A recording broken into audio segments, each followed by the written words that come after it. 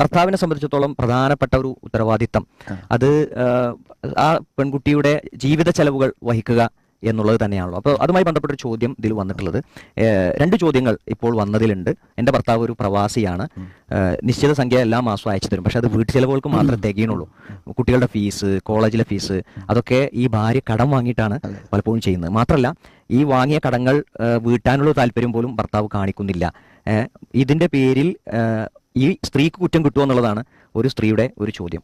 മാത്രമല്ല മറ്റൊരു സ്ത്രീ ചോദിക്കുന്നത്, ഭർത്താവ് വിദേശത്തായിരുന്നു, ഇപ്പൊ നാട്ടിൽ എത്തിയിട്ട് ജീവിത ചെലവുകൾക്കുള്ള മാർഗങ്ങളും മറ്റൊക്കെ കണ്ടെത്തിയിട്ടുണ്ട്, പക്ഷേ ഭർത്താവ് പണം കൊടുക്കാൻ ഭയങ്കര പിശുക്കാണ്. ഒരു കാര്യത്തിന് വേണ്ടി തന്നെ ഒരു 100 വട്ടം കരഞ്ഞ്, ഇതിൽ എഴുതിയ വാചകം അങ്ങനെ തന്നെ, ഒരു 100 പ്രാവശ്യം കരഞ്ഞു ചോദിച്ചാൽ ആണ് ഒരു 50 രൂപ എനിക്ക് തരുക എന്നാണ്. പിന്നെ അത് കഴിഞ്ഞാൽ വീണ്ടും കരയേണ്ട അവസ്ഥ ഉണ്ട്. മക്കളുടെ കാര്യത്തിലും തീരെ ശ്രദ്ധിക്കുന്നില്ല. ഇയാളുടെ പ്രത്യേകത ആരാധനാ കർമ്മങ്ങളിലും മറ്റൊക്കെ കൃത്യമായി നിർവഹിക്കുന്ന വ്യക്തിയാണ് എന്ന്. ഇവരൊക്കെ ചെയ്യുന്നത് വലിയ തെറ്റാണ്. കാരണം നബി സ്വല്ലല്ലാഹു അലൈഹി വസല്ലം അങ്ങനത്തെ കഫാബിൽ മർഇ ഇസ്മൻ, ഒരു മനുഷ്യന് കുറ്റമാകാൻ മതി അൻ യുളയ്യ അമൻ യഖൂത്ത്, ഭക്ഷണം കൊടുക്കേണ്ട ആളുകൾക്ക് അത് പാഴാക്കി കളയുന്നതാണിത്. അപ്പോൾ വളരെ വലിയ ഒരു തെറ്റ്, കുറ്റം, പാപം എന്നൊക്കെ നബി സല്ലല്ലാഹു അലൈഹി വസല്ലം പറഞ്ഞിട്ടുള്ള കാര്യമാണ്. വിശുദ്ധ ഖുർആനിലെ വചനം നമ്മൾ നേരത്തെ പറഞ്ഞു. അപ്പോൾ ഇങ്ങനത്തെ കാര്യങ്ങളിൽ ഇവർ വീഴ്ച വരുത്തുന്നു എന്നുള്ളത് വളരെ ഗൗരവം. അതാണ് നമ്മളിപ്പോൾ ഈ നിരുത്തരവാദിയായ ഭർത്താവ് എന്ന് പറയുമ്പോൾ യഥാർത്ഥത്തിൽ ഈ ചോദ്യങ്ങൾ കേൾക്കുമ്പോൾ നമ്മളുടെ ഈ ഹെഡിങ്ങിന്റെ പ്രസക്തി ശരിക്കും. അപ്പോൾ ഇവിടെ പറയാനുള്ളത് എന്താ, ഒന്നാമത്തെ സഹോദരിയുടെ നമുക്ക് പറയാനുള്ളത് എന്താ വെച്ചാൽ, ഈ നമ്മൾ ഓരോ കാര്യങ്ങൾ ഏറ്റെടുത്താൽ അത് പിന്നെ നമ്മുടെ ഉത്തരവാദിത്തങ്ങളായി മാറും. ചെലവഴിക്കേണ്ടത് ഭർത്താവാണ്. അപ്പൊ അദ്ദേഹത്തിന് എന്തെങ്കിലും ചെറിയ പ്രയാസങ്ങൾ ഉണ്ടാകുമ്പോൾ ഇതിന് നമ്മൾ പണം കണ്ടെത്താൻ തൊഴിൽ തേടി അതിന് വകുപ്പുണ്ടാക്കി വീട്ടിൽ നിന്ന് കടം വാങ്ങിയൊക്കെ ചെയ്താൽ പിന്നെ അതൊരു സൗകര്യമായി കണ്ട് അവരെന്ത് ചെയ്യും, ഒഴിഞ്ഞു നിൽക്കും. ഇത് എല്ലായിടത്തും ഉണ്ട്. ഇപ്പോൾ നമ്മളിപ്പോൾ നമ്മുടെ പിന്നെ ഭാര്യ കുട്ടിയെ നോക്കുക, വീട്ടിലെ കാര്യങ്ങൾ ചെയ്യാം, അതൊക്കെ എല്ലാവർക്കും ചെയ്യാം. അതെ. പക്ഷെ സാധാരണ നമ്മൾ വീടുകളിൽ സഹോദരിമാർ അത് നിർവഹിക്കുന്നു. അപ്പോൾ നമ്മൾ എന്ത് ചെയ്യാം, നമുക്ക് ജോലി തിരക്കുകൾക്കിടയിൽ നമ്മൾ എന്ത് ചെയ്യാണ്, കുട്ടിയെ നോക്കാൻ സഹായിച്ചു കൊടുക്കാം. സഹായിച്ചു കൊടുക്കുന്നത് യഥാർത്ഥത്തിൽ എന്താണ്, നമ്മുടെ ഒരു ജോലിയായി വരുമ്പോൾ എന്താകും, നമുക്ക് പല കാര്യങ്ങൾക്കും സമയം കിട്ടാതെ വരും. അതേപോലെ തന്നെ തിരിച്ചും, അതായത് ഒരു വീടിന്റെ ചെലവിന് വേണ്ടി പണം കണ്ടെത്തുന്നതിൽ ഒരു പങ്കും സ്ത്രീ നിർവഹിക്കേണ്ട കാര്യമില്ല. അപ്പൊ അത് ഏറ്റെടുത്ത് ശീലിപ്പിച്ചാലോ അയാൾക്ക് കിട്ടുന്ന പണം എന്ത് ചെയ്യും, അയാൾ സ്വയം ചെലവഴിക്കും. പലപ്പോഴും അത് ഭാര്യമാർക്ക് കിട്ടാതെ പോകും, കുടുംബത്തിലെ കാര്യങ്ങൾ നടക്കാതെ പോകും. അപ്പൊ ഈ സഹോദരി കടം വാങ്ങി ബാധ്യതകൾ ഏറ്റെടുക്കുമ്പോൾ, നമ്മൾ കടം വാങ്ങിയാൽ നമുക്ക് തന്നെയാണ് ബാധ്യത. ഈ സഹോദരി കടം വാങ്ങുമ്പോൾ അവർക്ക് തന്നെയല്ലേ ബാധ്യത വരുന്നത്.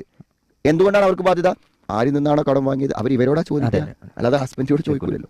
അപ്പൊ എന്തറിയോ, അപ്പൊ ഞാൻ എന്ത് ചെയ്യും, പണം കിട്ടാതെ വരുമ്പോൾ എൻ്റെ കുട്ടികൾ കരയുമ്പോൾ അവർക്ക് ഭക്ഷണം കൊടുക്കണ്ടേ, അവർക്ക് നമ്മൾ സൗകര്യം ചെയ്ത് കൊടുക്കണ്ടേ എന്ന് പലപ്പോഴും പറയും.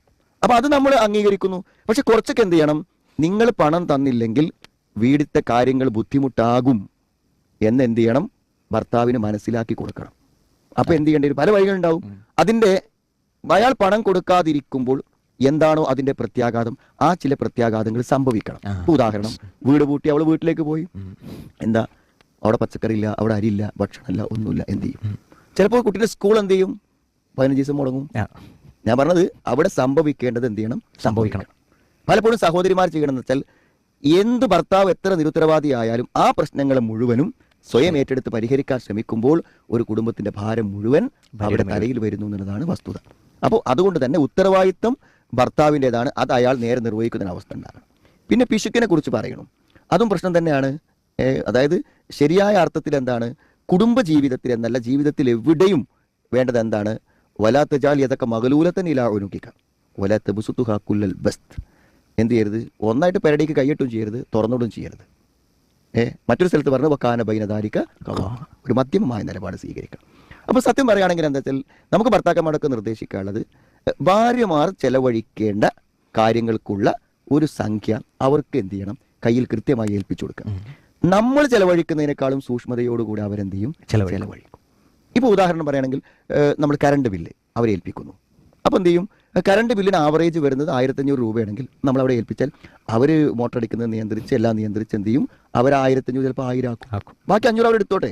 ചിലപ്പോൾ നമ്മുടെ ആവശ്യത്തിന് തന്നെ നമുക്ക് എന്തെങ്കിലും തിരിച്ചു വരുന്ന അവസ്ഥ ഉണ്ടാകും. അപ്പോൾ വീട്ടു ചിലവുകൾക്കുള്ള ഒരു സംഖ്യ വളരെ കൃത്യതയോടുകൂടെ നമ്മൾ ശമ്പളക്കാരോ അല്ലെങ്കിൽ ദിവസക്കൂലിക്കാരാണെങ്കിൽ വൈകുന്നേരം വരുമ്പോൾ അവർക്ക് കൊടുക്കാനുള്ളത്, നമുക്ക് 500 രൂപ കിട്ടി 100 രൂപ അതിലേക്ക് കൊടുത്തു, അവരത് ചെലവഴിക്കുന്ന രൂപമുണ്ടായാൽ ഭയങ്കരമായ സൂക്ഷ്മത വരും, ഭയങ്കരമായ കൃത്യത വരും.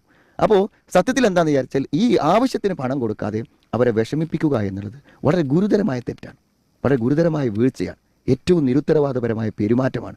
അപ്പോൾ അത് മാറണം.